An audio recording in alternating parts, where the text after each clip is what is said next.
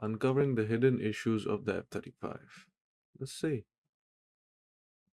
There are quite a few. It's an amazing aircraft, but since it was designed to be a one size fits all kind of thing, or the attempt was that it would be a one size fits all, it ended up a one size just barely kinda doesn't fit all any. The Air Force F-35A is, I believe, the best one with like the lightest in terms of the overall weight it has, and it has, well, thrust to weight would also be the best. The C is all right with the bigger wings, and the B, which was why um, they came up with this one size fits all kind of solution thinking. F-35A, F-35B, F-35C. The B is the one which can take off and land like a helicopter and has a massive fan just behind the cockpit, just behind the pilot's seat, which is more or less dead weight in flight. So interesting aircraft, fantastic, does its job, is amazing, but doesn't like has comes with its set of complications and issues.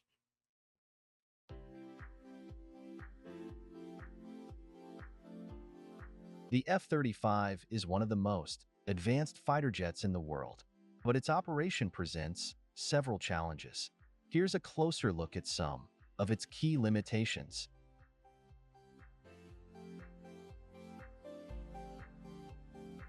The F-35 comes with some of the highest operating expenses of any modern Ooh, red cycle. Okay. jet. Maintenance, spare parts, and specialized crew training add up quickly, making it expensive for countries to maintain. Not only does it require highly skilled pilots, but also a team of expert personnel for maintenance and troubleshooting to keep it operational. Okay, so this is a very interesting point. The F-35A variant, at least the Air Force variant, is ridiculously cheap for what it is, but it's ridiculously cheap for outright purchase, not life cycle cost or lifetime cost. So an F-35 for purchase, according to what was in the media and the news out in the public, is roughly around $80 million, which is crazy cheap. Because even fourth generation fighters like the Rafale and the Eurofighter Typhoon, which the Eurofighter Typhoon is a European plane, mainly British and German, and the Rafale, which is a French plane. Both are non stealth, both are fourth generation Delta wing, so one generation below the F 35, and both don't have anywhere near the sensor capabilities of the F 35. And the F-35 ends up being cheaper than them. So that's very cool, but that's because there's 1,000 F-35s already produced and out there. So, scale of production makes it cheaper. Now the problem is it hasn't made maintenance cheaper. The F-35 is one of the most expensive planes to maintain because not just is there crazy delicate and intricate hardware to maintain with all the sensors and the eots, the glass kind of box you see in the front, which interestingly is made out of sapphire, and the paint, the ram coating, things like those. Like it's quite complicated. The engine, one of the most or the most powerful engine on the planet for a fighter jet. As if all of that is not enough, it requires an entire dedicated software support, which is relatively unique of the F-35. Sure, all like F-16s, F-15s, Rafales, older planes also require some software updating, but it's nowhere near the scale of an F-35. So crazy, like amount of money just goes down the drain maintaining this plane.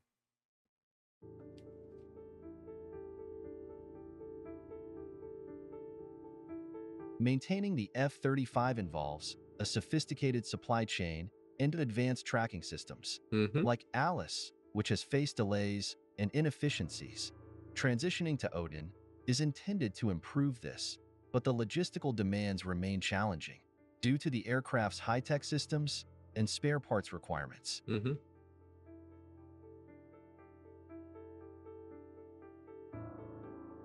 Oh, that's the F-35B variant.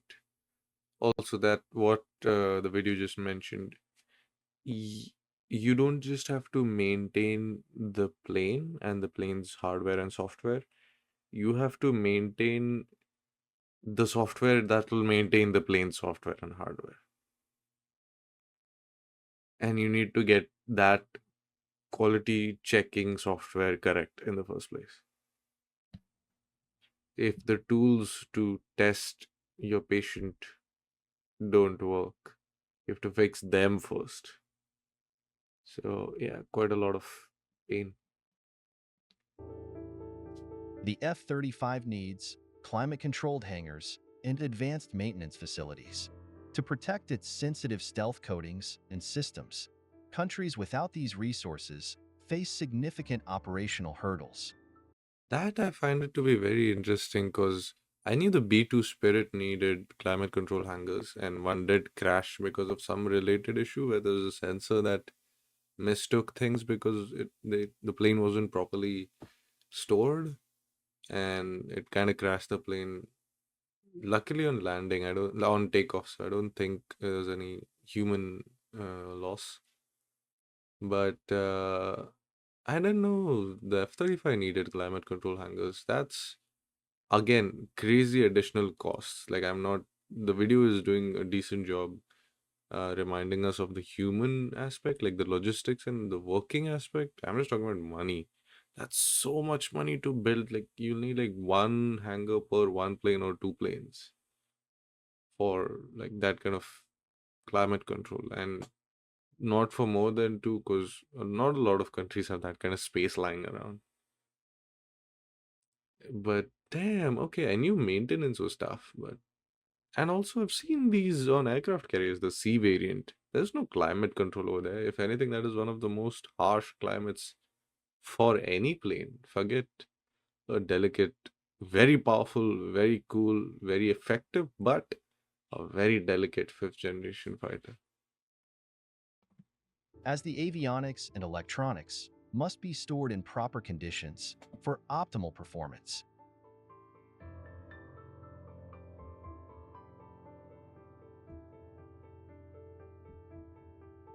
With a combat radius of only 650 to 700 miles, the F-35 often requires aerial refueling for extended missions.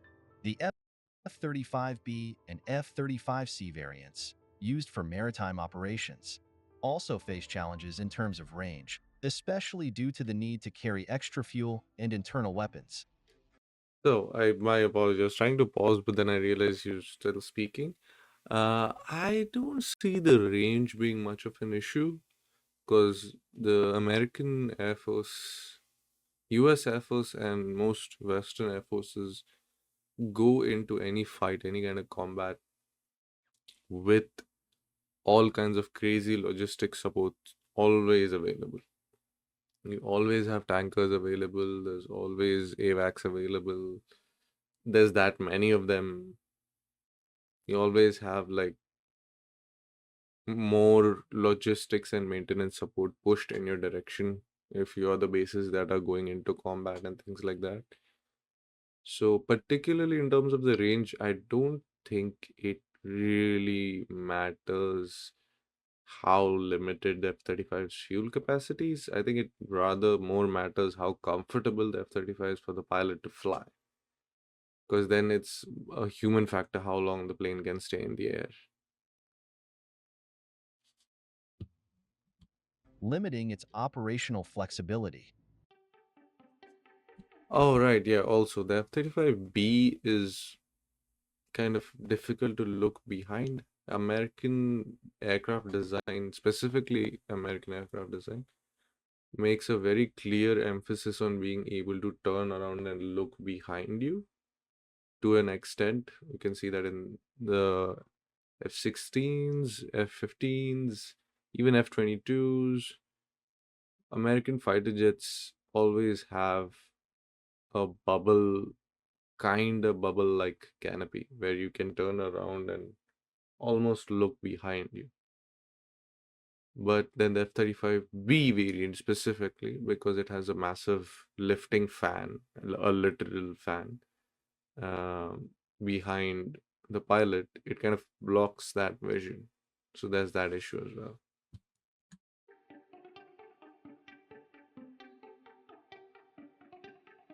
The jet's stealth coating requires constant upkeep to maintain its low observability. Any degradation can affect its effectiveness by reducing its ability to evade radar detection, making proper maintenance essential to ensure it remains hidden during critical operations. By the way, that was a really good mock-up of the aircraft. For a second I got fooled, but then I realized I was like, why is there nets next to the exhaust? That's not how shoddy American manufacturing is. And then I realized there's a Luftwaffe sign. Is this the Luftwaffe, like the German Air Force? Uh, I don't remember. The German Air Force. I was like, oh right, yeah. The German Air Force hasn't yet bought them. Like they haven't arrived yet. I think they've purchased, but whoever made the mock-up, good job.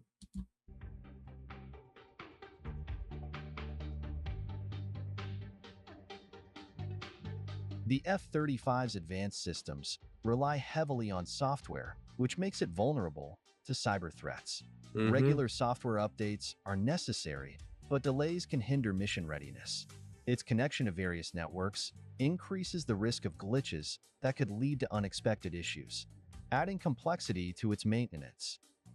I feel like rather than the foreign hacking, it's more likely that the plane will just break down due to glitches because it's America's, you know, American aircraft. Oh, like it's the next one after F-22. I don't think they're gonna have it be that easy or that susceptible to attack through like cyber attack or something like that. Glitch is extremely possible. Any kind of software, like the more code written in something, as far as my understanding of code goes, the more code there is, the more likelihood of something being wrong in there. So that is very likely.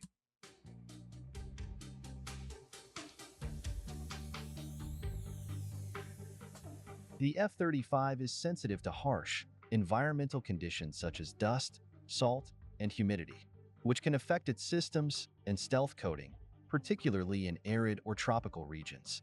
Additionally, its radar system can struggle to identify targets accurately in heavy rain, reducing its situational awareness and effectiveness in certain weather conditions.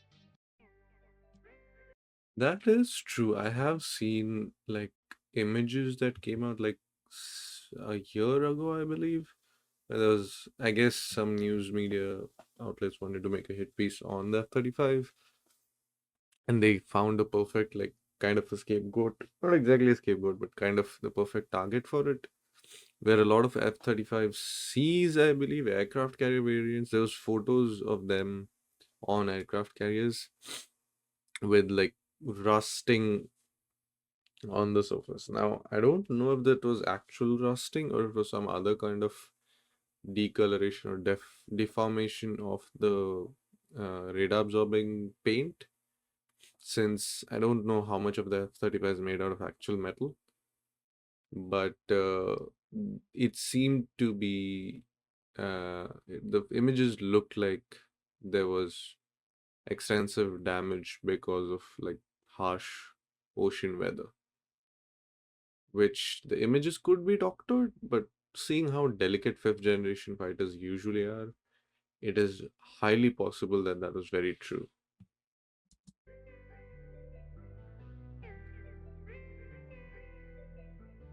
Many F-35 operators rely on the U.S. for spare parts, maintenance tools, and software updates. Any supply chain disruptions or political tensions can delay operations. As True. most F-35s are operated by U.S. allies, these countries must follow U.S. rules and may face supply challenges based on geopolitical conditions.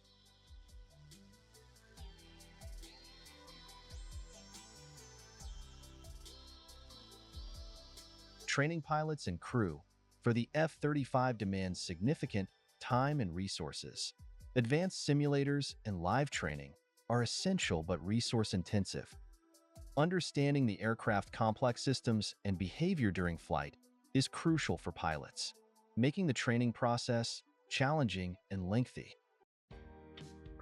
Mm-hmm.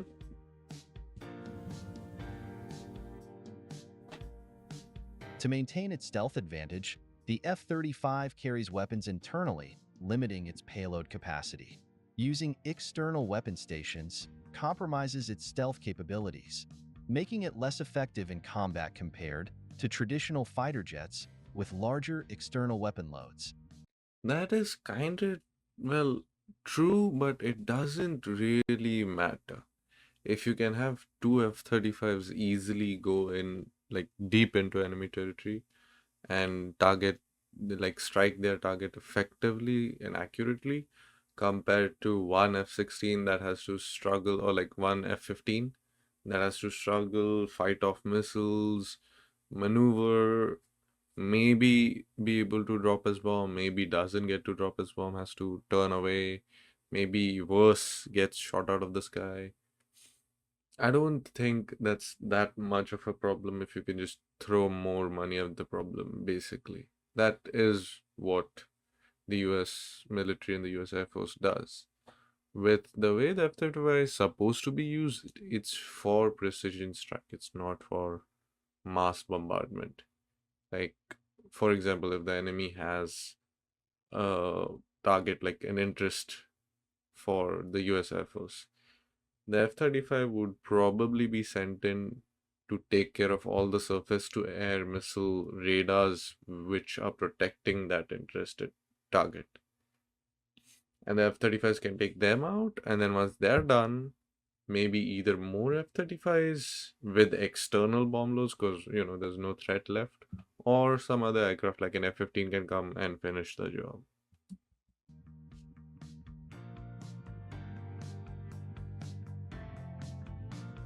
Despite these limitations, the F-35 remains in high demand due to its advanced technology and sophisticated attack methods. It True. is particularly valued in high-tension war zones with restricted airspace. Countries like Turkey and various European nations are still seeking to acquire this state-of-the-art fighter jet. Yeah, last I checked, as of now, Turkey's not going to get the F-35.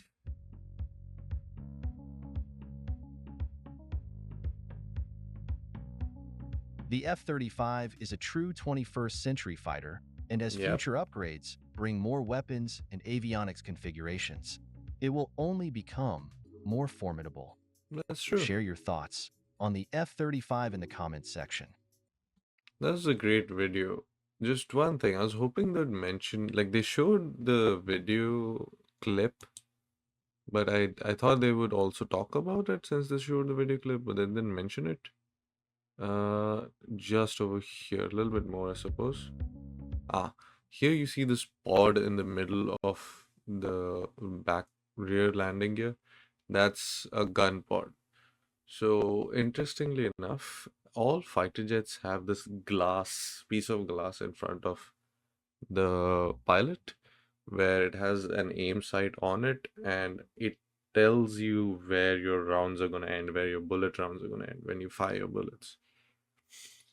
Now, since that's called a HUD, heads up display, since the F-35 has this cool VR headset thing going on, where the pilot's helmet has all the other data like altitude, tiny little red dots and yellow dots and green dots of who's enemy and who's friendly and who's unknown, things like that, all on the helmet. They kind of don't need the HUD, and they can look around. They can kind of look through the plane itself if they need to. So that kind of mitigates the whole issue with the fan blade at the back in this version, because I believe this is the F-35B. But all of that doesn't help with the gun sight. Now, when a plane turns, when you have an enemy plane in front of you and he turns left and you turn left, your rounds are going to fall short. Your bullet rounds aren't going to go straight at that person. Now, the aim sight on your HUD usually corrects for that difference. The way that works is the aim sight and is in the same movement in the same place. It's fixed to the aircraft, so it's able to calculate that relatively easily. When you have tried to put that on your helmet, the human head and body moves in directions, like the pilot inside the plane, he moves in directions which the plane just doesn't move in. The human can move left to left, the human can do like a circle with his head, he can look up and down. All those kind of movements are a third addition to your plane moving, the plane you're targeting moving, and then your pilot's head moving. And now a computer has to manage all of that and tell you accurately where your guns are, where your bullets are going to go. That has been an ongoing issue with the F-35. Could have been fixed with the F-35A. I'm not sure. I'm assuming because the A is the least problematic of the three. It's the simplest to make. The B has to struggle the way you see with an external pod because it does not have an internal gun in it. The C variant, I am not sure if it has an internal variant or not. But that is one big kind of a hidden issue that doesn't get talked about that much with the F-35 compared to the cost and this and that and blah blah blah. So yeah, I was kind of hoping that would be mentioned, but everything that was mentioned is very yeah, it does have all of those issues. But yeah, amazing video, Jetline Marvel. Thank you.